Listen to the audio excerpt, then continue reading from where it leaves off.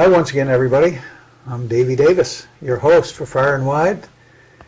It's the show that loves to interview interesting people from all over the world because, you know, we're all neighbors in one sense or another, and we need each other more than ever now, and we need to connect cultures and cross those boundaries and become a world as one. And today I'm privileged to have folks from Tibet, all the way from Tibet, Pasang and Lobsang. Right. Yeah. Welcome to the show. Thank you. Thanks. Great to have you here. Yeah, thanks. Now, I mean, I've always been intrigued with the great Tibet, with the Himalayas. And did you, when you were young, you guys were right in the shadow of the big mountains? Yes, that's yeah. And what? We were born in eastern part of Tibet, so there are a lot of mountains and everything like that. A lot of mountains in the eastern Yes. part. Yes. Yeah. Wow.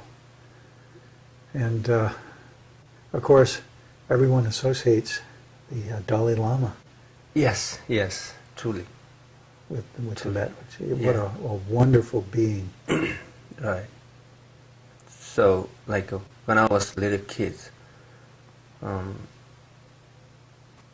we always respect whatever Dalai Lama said. We always follow him. And you didn't fear him. We don't fear him. It We was don't- more about love and Yeah. compassion. Yeah. Whenever I met Shi from Dalai Lama, when he came to wherever he came, we have a what I said. When we meet each other, like from the distance, and I have a feeling of something like so my eyes are, full of tear, and my body's a chill, something like that. So I truly respect him, and So I guess 99% of Tibetan people, they have Dalai Lamas in their heart. So. A very wonderfully powerful individual. And of course, there was the famous movie based on the Germans' experience in Yes, Tibet, right. 7 years in Tibet, and it was a great story. Great story. Yeah, I've always wanted to go to Tibet because I love mountains. But now the town that you grew up in was Eastern part of Tibet called Kanze province. Kanze. Yeah, Kanze. Kanze. Yes. And was it a little village? It is a little village. Yes, it is. So I grew up over there when I was till I was 8 years old. Then we moved to Lhasa. Oh, Lhasa's the big city. So this picture we took this picture in Lhasa. Oh, and that is Because your... we don't have in eastern part of Tibet, we don't have a facility to take picture. So when I was in Tibet. Oh, when you were in Lhasa. Yeah. But that's your brother and sister. Yeah. Yeah. When in Lhasa is much advanced, place. My home birthplace is, they don't have electricity. Oh, no electricity. No electricity. Where you were born. Yeah, where I was born. That place, they don't have nothing. No camera, nothing. So, in this picture that I took in Lhasa, because Lhasa is more advanced city. So. Yeah. Now, growing up that way without all the, without electricity and stuff, it hasn't really hurt you any, has it? Not really, because when I was born, there was no electricity, so I never saw electricity till I came to Lhasa. And when I was 6 years old or 7 years old, and my father went to Lhasa to do business, and me and my mom and my brother, and I have to do the side job of home, and helping my mom to farming, and grazing our horses and cows. Well, that's why you like the horses. Yeah, that's why I love. You have a good affinity with the animal, Right. with the horse. And you farmed. Yeah, I helped my mom when I was like 8 years old. Still, she remembers. When I call my mom, she remembers and she cried. So I never started to talk about when I was little age because my mom heard that. What were the things that you farmed back then? We farm what you call barley or Barley? barley. Yeah. In Tibet, most people farm barley. So, in the beginning of planting barley, Yeah. we have to plough the field. With a horse or oxen? No, with the yaks. With the yak. But most of these things, my mom will do it. My mom would do it because she's much stronger than me. So you have to press down and let the yak, The pull yak? it. Yes. Yeah. So when I press it down, right, I don't have enough power, so it won't go deeper into the soil. So my mom will do it, but I have to do the crash the solid soil. Yeah. So I have to crash this and this, Wow. Huh. and I have to take care of my little brother too. At that time he was like 4 years old, probably 3 years old. Wow. So you had a great, wonderful upbringing in this world. Yeah, I had faced a lot of difficulties, and when I was little, I really wished to go to school, and when I was in Lhasa, when we came to Lhasa, I saw a lot of the young people. They were in school, and some occasion they just work by march past or some music. They play music and go on the street. So I really wish to join with them, but I don't have any opportunity to join to school because you have to pay a lot of fees, expensive fees. So Yes. my parents, they can't afford it.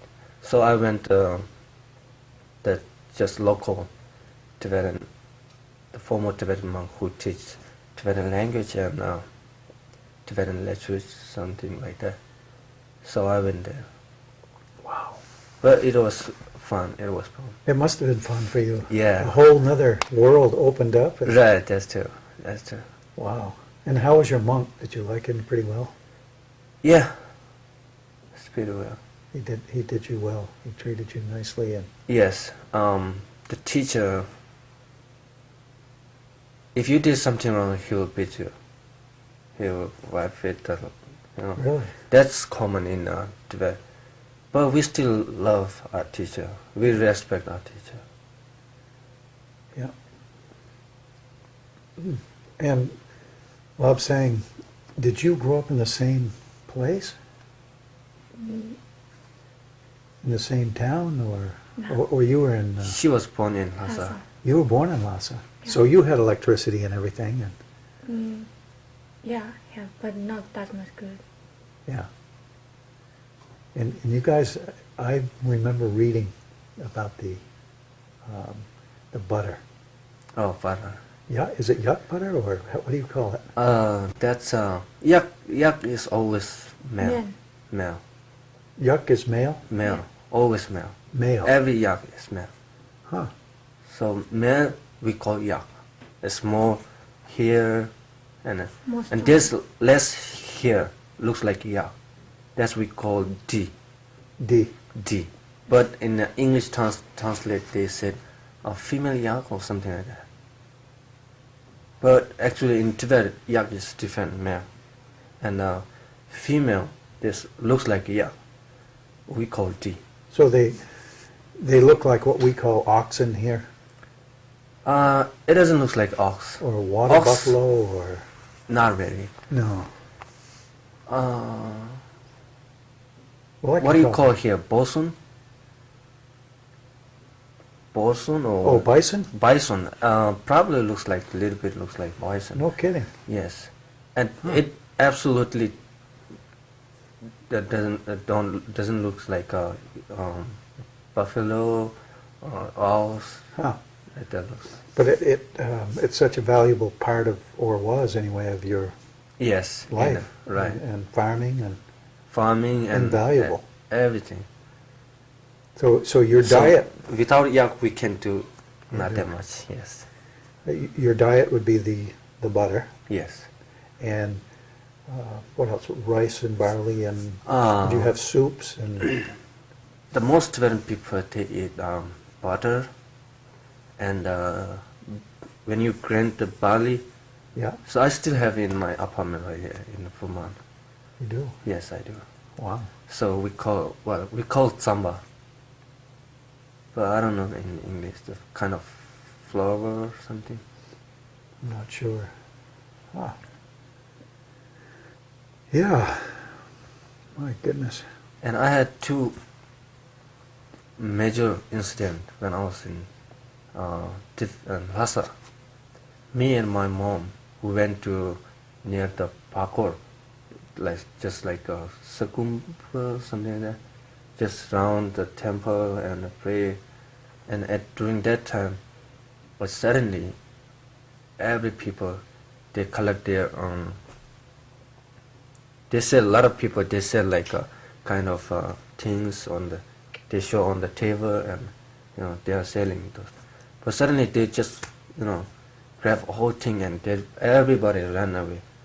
And I heard the shout from behind us, and they were saying, parents saying, right, that's free Tibet. They are saying free Tibet, and the long life the Dalai Lama.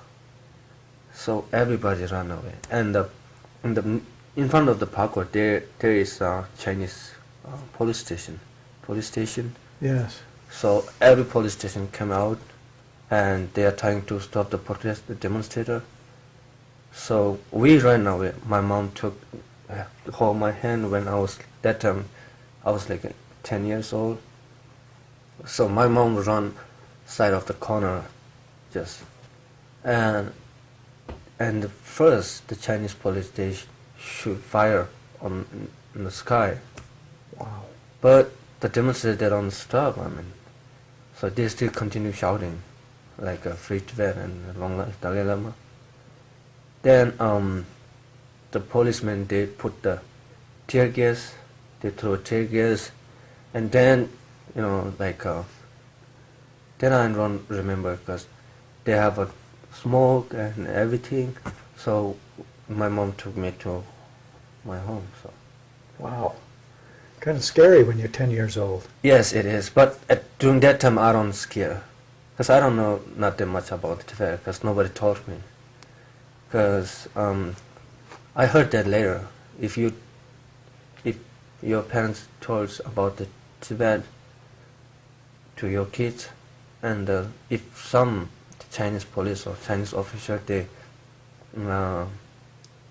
they doubt on the family, they will give candy or whatever they want to give to the kids, and they ask the kids what your parents told you, what they said, and they give candy or something like that. Wow. Sounds like tyranny. Yes, it is. And one occasion, we just live a little bit far away from the parkour. So my school is not that like a regular school, just Tibetan handwriting and like this. Where you learn from the monk Yeah, in back of the back of the Potala place. big, what do you, Lukham. Lukham? Yeah, Lukham. This beautiful place. Yeah, it looks beautiful. Yes, but my school is not like a regular school.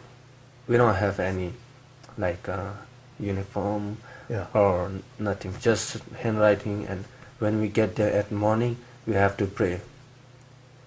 And yes, and I still remember from my teacher, he got the book of written by Dalai Lama. So that's not allowed in Tibet. That's you can't have that book in Tibet. No. So he teach us secretly. And I remember that book was really, really old, and it was like from the cover is tear. So he told us, and he said, don't tell anybody. Yes. And my school is not like a regular school, so we have a lot of time to stay at home. So as a child, I don't like to stay at home. So I wish to hang out with the kids and play with together. Play. Yes. And Play soccer. yes, I do. I do play soccer. You I'm do? pretty good in soccer. Yes. Wow. And then suddenly there was shout, and I heard. It's near the store. From my home in Hassa during that time, we're just like a normal. We move over here, then move here, because we don't have a house. We just rent house. Yeah. So near my house, there was a 4-store building, the Chinese store. So we play in front of that store, and that store located near the highway. It's kind of highway, and all Tibetan people, they shout and they burn the Chinese hair cutters, barber shop. They burn, and they were yelling like, "Get out of China from Tibet." So whenever the Chinese people, the rickshaw, and they will burn, and they will burn the store, and they would burn the 4-store building. They burn it, and suddenly I heard the gunfire, the sound of bomb. I heard like that, and the one older people, he hold my hand. When he run away from the police, he drove me over there, and then he drove me there, and after a moment I saw a man was dead by shot right here. Right in the head. Yes, right on the head. And the people will what do you call? In Tibet we have 2 wheels and like this. We just hold like this and push it. Like a rickshaw. Yeah, like Chinese. kind of rickshaw. So they put the dead body on the rickshaw and the cover with the white clothes. So I remember on the white clothes, the blood come outside of the clothes. Yeah. Yes. So I still remember those 2. It's difficult to, talk about what happened with the Chinese occupation and taking Right. over Tibet. Very difficult. Even now, as we sit here, a lot of people feel that it was wrong, and just as a lot of people feel that America might have been a little Right. wrong going into Iraq, and it takes quite a bit to go into somebody's country and sort of invade them. But the Chinese thing, is that something you can talk about how it happened and give a little history to the people out there Right. who may not know about Tibet? That's true. That's true. That's why I wish to come here and tell the people that's what is happening in Tibet now. So still now it's really terrible. Your culture is being destroyed. Yes, yes. Yeah. And in Tibet, there's a lot of more Chinese than Tibetan now. It's like a majority is Chinese, and in the Chinese always when they told the foreigner countries, they said, "Oh, we are revolution. Revolution. Right? Yeah, we revoluted the Tibet, and we changed Tibet's economic and everything." And when you look from the outside, yes, they did. They changed a lot, and I agree with that. They changed, built the roads and built the houses, but who owned the houses or the store? All Chinese. So there's a lot of my friends. They graduate in India. They learn English from India, and which they learn English in India. because in India we have a lot of Tibetan school, and they teach everything: science, modern science, geography, mathematics, English, so everything. So they graduate college from India, and they went back to Tibet. The Chinese government, they don't give you the job, because they will interview you first, and they will ask you, where did you graduate the school? And if you say, I graduated from India, so they won't give you, because you have to show the certificate and everything. So in Tibet, you have to, if you want a job, you have to learn Chinese first, then English. So Tibetan language is the third one. So if you learn Tibetan, they don't give you a job. I mean, the Tibetan culture was always very peaceful, and Yes, and, it is. Yes. and it's what we needed in this world more than the violence. But I'm sure, all that said too, I think probably you meet Chinese people who are wonderful, Yes. and they don't agree with their leaders' actions. That's true. I had one boss in New York City. He don't agree with the Chinese government. Yeah. He doesn't. No, it's too bad. But I'm amazed too at your stories, and yours particularly, because you didn't even grow up in Lhasa, Yes. but here you are Right. in America. I mean, you have learned English. Did you learn Chinese? No, I don't learn. I don't have any opportunity to learn Chinese. No. No. So you're okay. Yeah. 谢谢. 谢谢. Yes, of course. 不客气. Yeah, of course. Right. But that's what we need to do. We need to bring the world together, the Right. people. Right. And you come from one of the most peaceful places on earth, which was, beautiful. And how do we get that feeling and spread it across the land? But this is how we do it. Right. We share our cultures and our values and beliefs and spiritual ideals. But now the two of you, how did you meet? And how did this whole thing happen when you were in Tibet, and then did you go Yes. to India first, or did you come to the U.S.? How'd you do that? We were grew up in Tibet too. Her family and my family are close. Because you were in Lhasa and you were in the small town. And her parents from Kamba, eastern part of Tibet too. And I see. So Okay. their family moved to Lhasa. Lhasa, and my family moved to Lhasa. And they said, Lobsang and Lobsang. Yes. Yeah. Was it love at first sight with you two? Yeah. You fell in love. Right. Yeah. So when we were young. How old were you?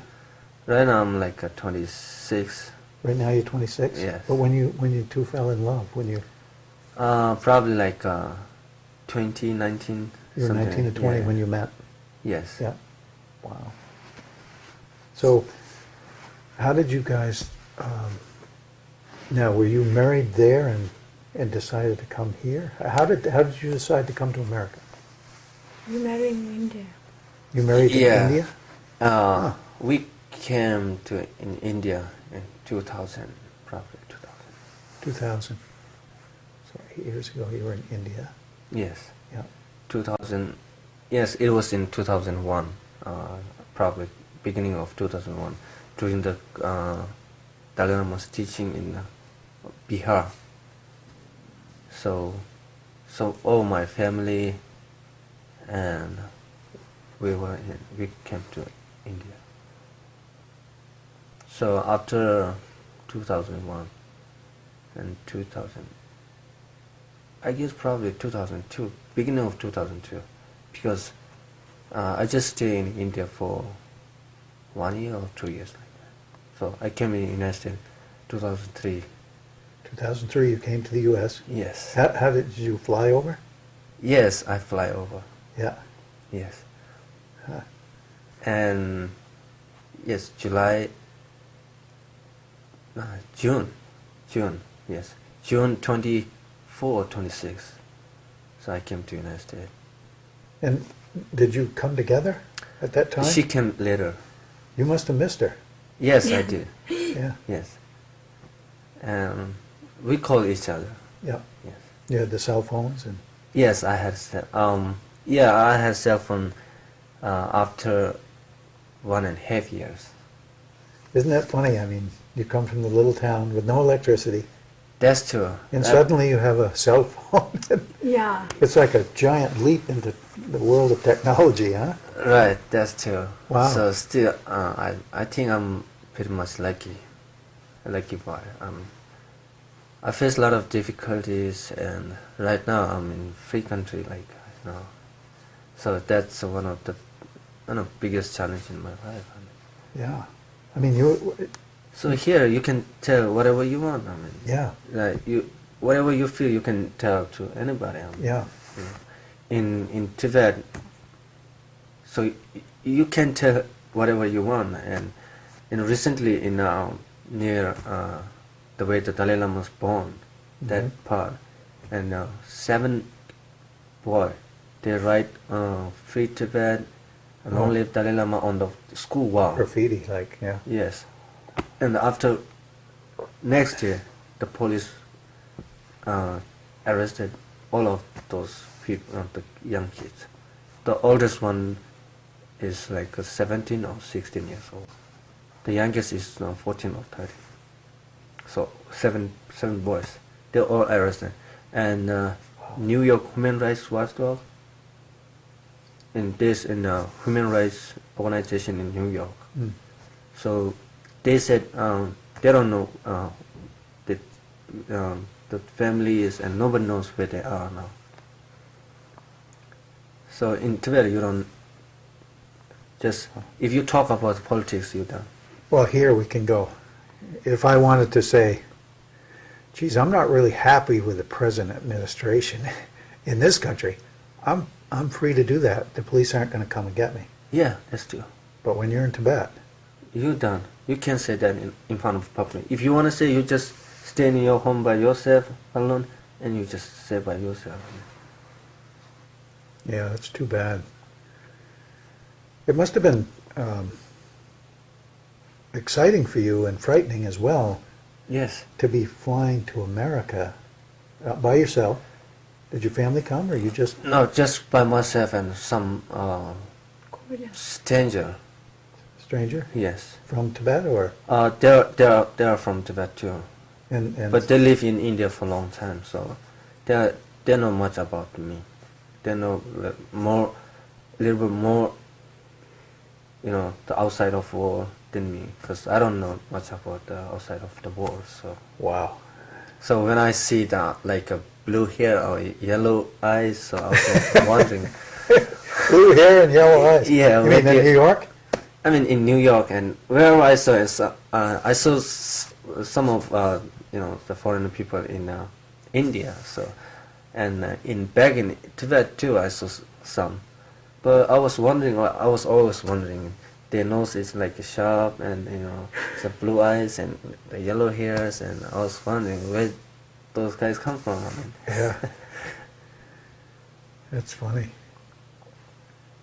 Yeah, it's funny. I'm part Native American, American. Native American Indian Mhm. on my mother's side. Of course, I have blue eyes, but still, good part Native American Yes. Indian, and it feels that way to Native Americans, similarly to what Tibetans have gone through. That's true. That their culture was trampled under, and And the Indian people, the Native American Indian people, they looks the body structure and everything looks like a Tibetan. It's pretty Yes. much similar, and then the skin colors, and it's pretty much black, not Like quite, that. but brown. yeah, kind of brown. So Yeah. Dark. yeah, I would sometime. Right now, I don't have a National Geographic. When I was in the city, I always watched the National Geographic and Discovery Channel, because these two, give me a lot of kind of outside knowledge and the pastime, the history of the world, and so I like those two channels. So Yeah. Yeah, those are very good. yes, What about the other 900 channels? I don't even know what's the 900 channel. There's only 5 channels that are good, Yeah, as far as I'm concerned. and I like sports channel too. Hey, are you a Patriots fan? Uh, You follow football at all? I really don't follow that much football, but Soccer, soccer which is you my call favorite. football. Yes, which we call football in Tibet. Yes, it's a big thing in the world. Yeah, it's a wonderful story. When I was in Tibet, I really liked to play soccer when I was kid. You were fast. I was fast, but Oh. not now. Not now? Not now. What are you, too Not- old? I guess in working and I don't have time to running or something like that. That's Yeah. why I guess. But if I practice, I can be fast. You should play around here. Right. They have leagues, you know. Right, but I You don't could- think so because I have to work. So my working schedule is not. You've had to work your whole life. Yes. You work for everything you... Yes, I work, and I like to work too, and I like everything. And you work at a restaurant, Yes. which is, it says Japanese, but it's more Chinese, which is ironic. Right. That the owner is Chinese, but all the food and everything is Japanese. And, you know, you probably don't, you skirt the issue, you don't talk about politics, or do you once in a while? Because, I mean, a lot of people do, whether they're Chinese or Tibetan, they want to get along. They want to be friends. Some maybe not, but Right. But Right. I always tell the truth that I saw, what I learned. So refreshing. sometimes we talk about politics, and that makes a little bit like A little touchy. Yeah. And we had one manager, and he asked me when he came first. He asked me, "Where are you from?" I said, "I'm from Tibet." Oh, Xizang, yeah. The Xizang means Tibet in Chinese. They said, "Oh, Xizang." Caesar? Xizang, Caesar. there. Xizang is meaning of Xizang. Tibet in Chinese language, right? Oh. And he said, "Oh, you're from Xizang, okay. Chinese. So you know about the Tibet?" I said, "Yeah, of course, I'm Tibetan, so I have to know about Tibet." Is that true? And I mean, if you're whatever you belong to, you have to know about that place. Yeah. So if you don't know that place, that's not meaningful of you're not belong to me, something like that. So I said, "Of course, I know about Tibet." So he said, "Yeah, but Tibet is part of China." And I was like, and suddenly it gives me a little bit like a kind of, okay, I'm going to tell back. But he said Tibet is part of China. I said, no. It wasn't part of China, but after 1949, Chinese started occupy Tibet from the eastern part of Tibet. So I told him. He said, no. Then after one day, and we have a break from 3 o'clock to 4:30. So we stay behind the restaurant and just relax. And he always come to me and he tried to explain me that Tibet is part of China. And I don't agree at all. It's very important to be humble in this life, isn't it? Yes. Because some people are so puffed up. Right, that's true. You can never be really sure, but some people think they really know. But, if you're from that country, you got a pretty good idea what's going on in your country, Right, that's true. as you said, Right. And one thing that the manager taught me, he said Dalai Lama was soldier. I was like, what? He never been any soldier. I mean, whenever he talked, right, he never talked about harming other living beings, not even the insect. Of course, person is more valuable than the insect, if reality, right? Person can do a lot of the meaningful and helpful things to others. But the insect doesn't have that the capacity. But insect is living too, right? The Dalai Lama always tell everybody whenever he goes, he said don't harm living beings. Even mosquitoes bite you, and or even like whatever the dangerous things. I'm guilty. I've killed many mosquitoes. That's what I did too when I was kid. Now you just Now I just don't. kind of brush them. Yeah, just let them fly away. You know. So yeah, he always talk about don't harm anybody. So when the manager told me he was soldier, and he carried gun, and Oh. he fight with Chinese, Oh. he fought with Chinese. I said, where did you heard this story? He said, from Chinese. And I said, oh, Chinese, that's a different story. That's not in Tibetan, so I don't know that's Dalai Lama. I don't know where that Dalai Lama came from. I don't know. You know how many lies there are in this world? Yes, it is. So that's why. And now, right now in Tibet, the young Tibetan people in Tibet, they don't know much about Tibetan history, because in Tibet, if you go to Chinese school, of course they have an old Chinese school, so they teach Chinese history and everything, so they change a lot. They wipe out the Yeah, they wipe out the real one, So and there's they no- just, that's it. no memory. Right. And still now, there's you can't carry the Dalai Lama's picture in Tibet. If they found in your house, you have a Dalai Lama's picture in your house, they will arrest you. You know, I feel more inclined to be a Buddhist myself than the other religions that I've seen, because I agree with that. I would agree so much with that being. I read one book that the I forgot the scientist's name. Yeah, he doesn't have any religion, so he don't believe in any religion. So just Well, you can not believe in religion, so but you he can believe in God. All the religions always cloud. right. They He cloud. doesn't believe in any religion, and he said, if somebody forced me to believe in one religion, he will choose the Buddhism. Yeah. That's why I read that book. Yeah, I'm reading a real good book now I think it's called The God Delusion. I just started reading it last night. Sounds similar to what you're saying. I think the man is an atheist, but he's a scientist, and he's quite articulate, and he studied it very, very well. Expresses himself.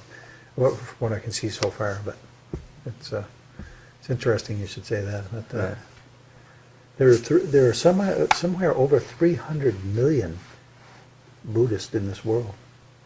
Yes, I hope now the more people they are more interested in Buddhism than the earlier. I have 4 or 5 friends around Mhm. here who are Buddhists, Right. and they study, all That's the time. right. Especially in Western countries, they are interesting more about the Buddhism. But the Dalai Lama always said in Kalachakra, he said, "Don't. It's not necessary to change the religion to another religion. The important is you just keep your traditional religion and practice. You can start practice of another religion, and so in that way you can combine 2 religions, and which is more useful to you, and which is more useful to others. You can keep this, and the rest of the waste things you just throw away. Every religion has good Yeah. stuff, but then there's the That's true, right? man takes it and distorts it. Right. But most religions are based on good things. I mean, Based on love, compassion, yeah, and caring for one tolerance. another, and Right. Yeah. That's true. I mean, Jesus was probably a Buddhist, as far as I'm concerned. Oh my God, did I say that? But yeah, every religion has a based on compassion, love, tolerance, right? So every religion, but the followers of those religions make mistake. So that's the happening in this world right now. Did you, when you came to New York City, Yes. did you feel the great compassion in the city? I don't think so. And It's kind of like the New York Yankees, you know. Hey, nothing against the Yankees, but there's sort of this attitude, you know. yeah, Yeah, when I mean- I came in Brooklyn first time, so there was like so little bit. I don't feel it that much. What did you do when you came to Brooklyn? How did you survive? There was a guy who came with me. We had a four people, including me. So they know some people in New York. So they call already, and they supposed to pick up us from the Newark, New Jersey Airport, Newark. Yeah, that's a little bit funny story. They called in from India to here. They said we are coming. We are landing in New York. Newark. They said Newark, right? But we thought in India we don't know about the Newark. Newark and New York. We always know New York is more popular to Yeah. over there. So we said they write down here New York on the passport or the the air ticket. Yeah. But they called them, oh, we are landing on New York airport. So when we reach in Newark airport, New Jersey, the guy who's supposed to pick us from the airport, they went to New York, JFK. So they wait over there for a long time, and nobody came us to pick up. So we hire taxi, and we don't have an address. We just have an address, one person's name, and Brooklyn, and we show it to the taxi driver, and he said, okay, and he took us, and he asked, do you know which house? We don't know. We are the first time in the United States, and we said, can you drive us this, just this? And now I realize we are stupid. I mean, we have only one name and Brooklyn, and Brooklyn is big. Million. Yes, so there's a lot of houses. Like, oh. And the guy took us like in Brooklyn, then drove back to airport, and near airport there's a lodge, Eco Lodge or something. Yeah. So we stayed there for one night. Then we called. Then you could call. Yeah. And they laughed. Yeah. And I said, so this is United States. So if nobody come to pick us, it's okay. I'll find the one restaurant. I'll go to work. I told them. So you started working in a restaurant Yeah. there? Not there, but the next morning, the guy came to pick us. So, but I told them that night, if nobody come here to pick us, so I'm going to find one restaurant and ask them, do you want me to? Can you give me some job? I'm going to ask like that. Survival. Yeah. Yes. Did you have experience in the restaurant business? I never had experience. You never did. I never did, and I never thought that I had to work in a restaurant. So in the beginning, it must have been hard working. Yes, it is. I thought, why I should come to this country. Yeah, you thought you made a bad Yes, decision. and then I stay 5 days in Brooklyn, because just came from India and long way to come, so it makes tired and Jet lag. yeah, jet lag. So after 1 week, that guy helped me to find a job in Chinatown. So I found a job. Where else for a Tibetan to go? Chinatown.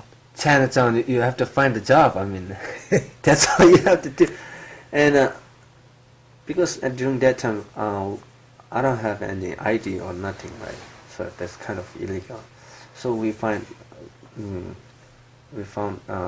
the restaurant shop. So you don't need ID, nothing, social security, nothing, right?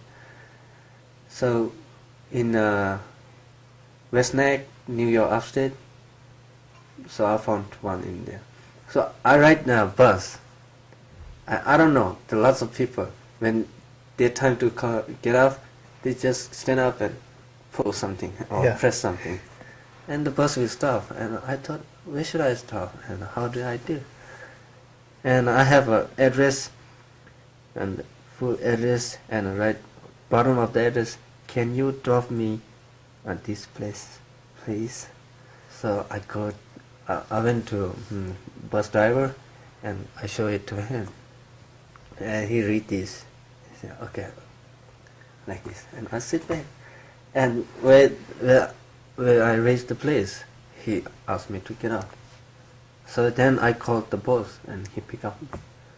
So next morning, I started work, and I have to stand like almost continuous, 8 or 10 hours. So we have only 15 minutes time to eat lunch.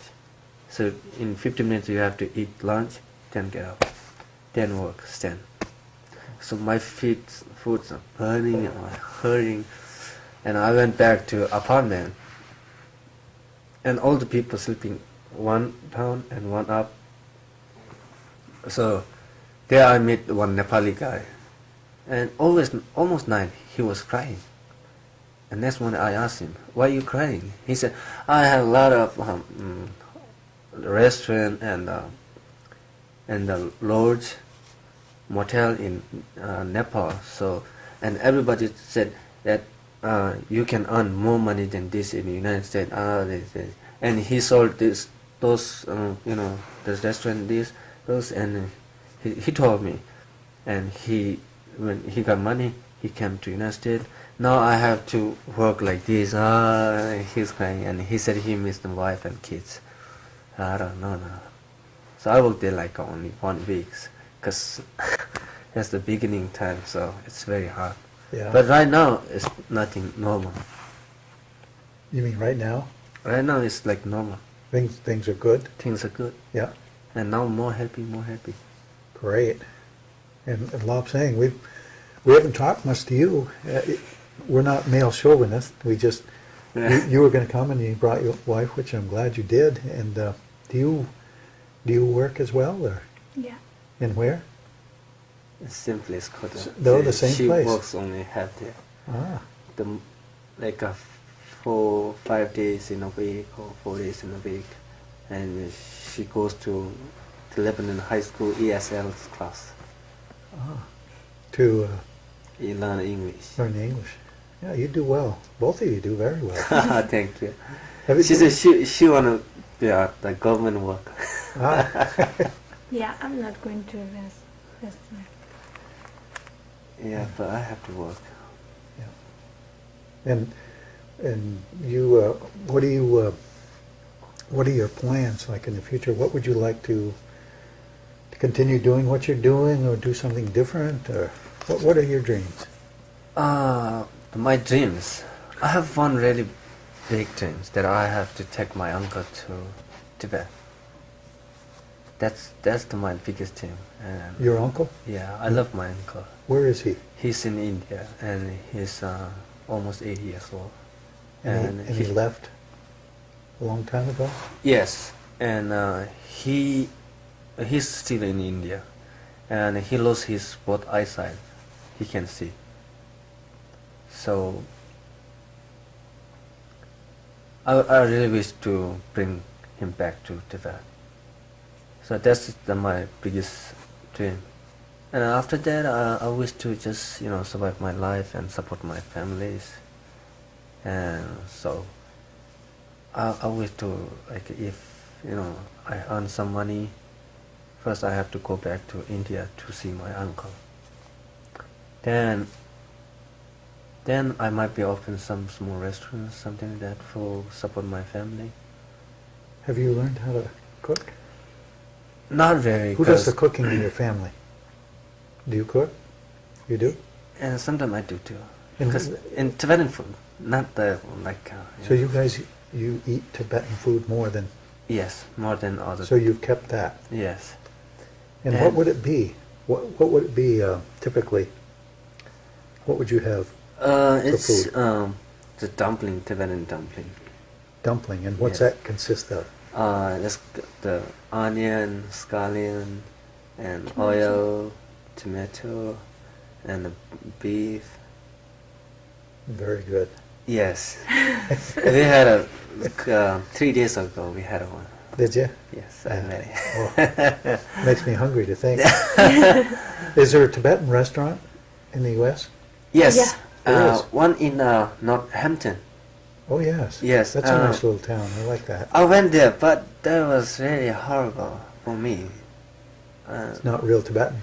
Not really Tibetan. I said, oh no. You should open a Tibetan restaurant. Yes, that's what I'm thinking now.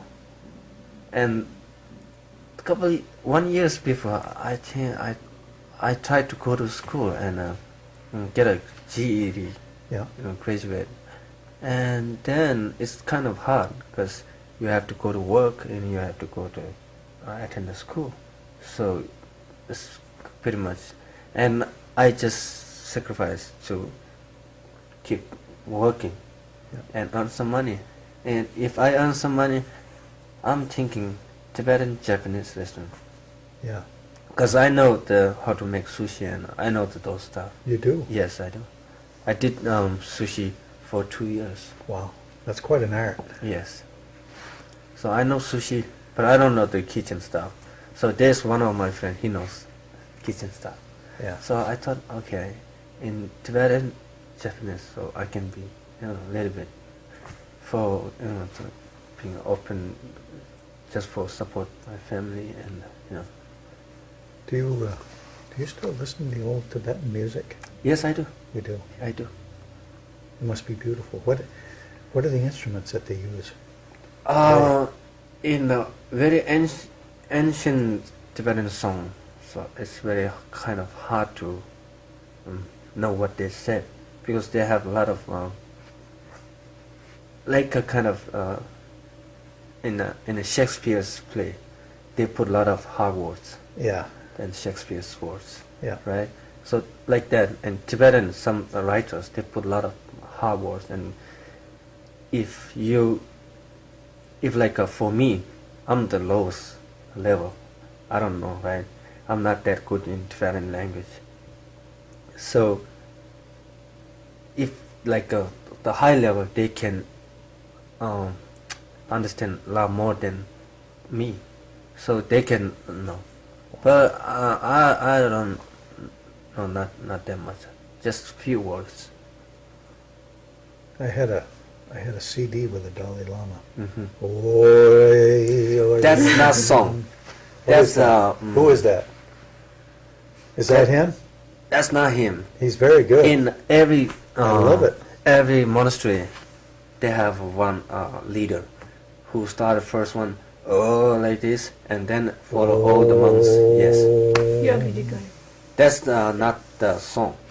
That's That's not the Dalai Lama? I think it is the Dalai Lama. yes, Because probably. my friend is a, what's the word? He's sort of a monk, but he does acupuncture. Hmm. But he was nice enough to give me that, and I listened to it, and it helped my voice. Right, I right, like that's- he has a beautiful voice. right. So every monastery has one leader who said like, oh, like they have a special voice, and that's scripture. Scriptural chanting. Yeah, Spiritual chanting. Yes, And so much spiritual energy yes, with sound right. from The the sound heart is good. and the throat. Yeah, I mean, I would guess. Right. And my little brother, he likes to do like those. When he do, and he working and he's just sing. He's very good right now. He's one of the famous in among his age, And how old is he now? He's like 25 now, He's 25, and you're how old? 26, almost 7 now. Ah, you're my So- son's age. My son is 26. Yeah, Yeah. but he's very good in Buddhism study. Huh. He's very good. And he's in India now? Yeah, still Yeah. he's in India. He's very good. So Wow. And this, you brought, yeah, this is for you. If you like to keep it, just keep it. the story of Tibet, Right, Conversations with the Dalai Lama by Thomas Laird. right. And you read this? I read this. Yeah, I read. I read a lot of Tibetan books. So you know a lot about Yes. your country and the history, and Hmm. that's great. Well, gosh, is there anything else you want to say about? So Anything? I don't know what. I don't have. Not supposed to say.